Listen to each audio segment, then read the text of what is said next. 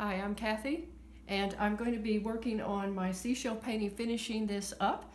So what we did the other day was we lined up a bunch of seashells, 5 at least, and after 7, it doesn't really matter how many. This is not the exact group that I used.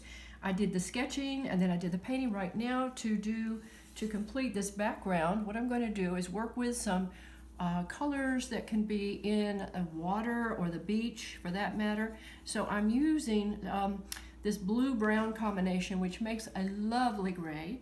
I'm also going to mix up, oh, I forgot to clean my palette there. I'm going to mix up a little green-red, way too much green. Let's get, now this gives me more of a warm sand color. So the more blue, so for instance, if I want to get the cerulean blue going on in here, or if I want to do a lavender, this is my purple amethyst, and use the complement of purple, which is yellow, then I will get a different sand color.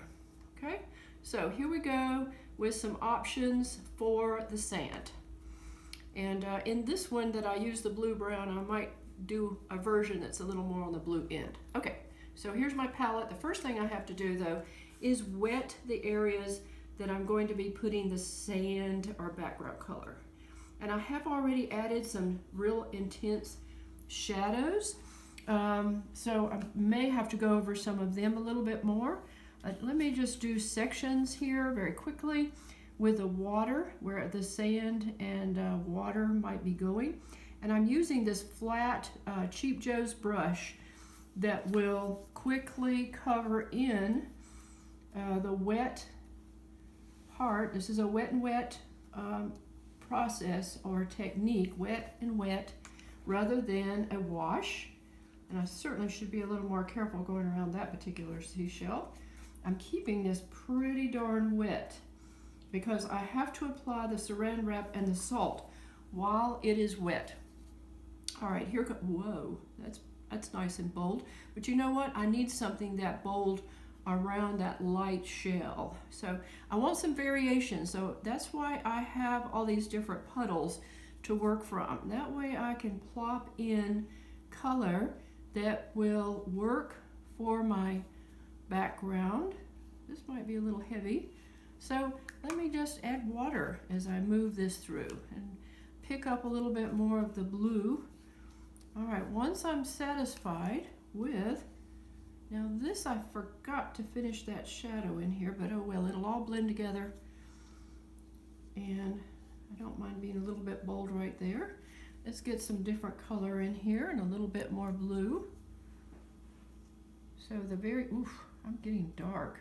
I want this to have some emphasis though, so maybe I'm just okay. It looks like it's lighter up there at the top, and I think I'm okay with that. It really helps to make these seashells pop when you keep contrast going. So that light little shell along this edge, let's put a little more dark right in here because it is a shadowed place.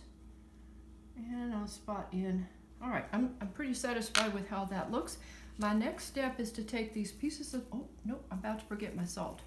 All right, so the salt shaker comes in next, and we're just putting salt in these areas where it's very, very wet. And this, of course, I had already done and completed up at the top. And this is going to create that texture that looks like water or foam. And when I apply the pieces, now you can just take one big piece of saran wrap and go across the whole page.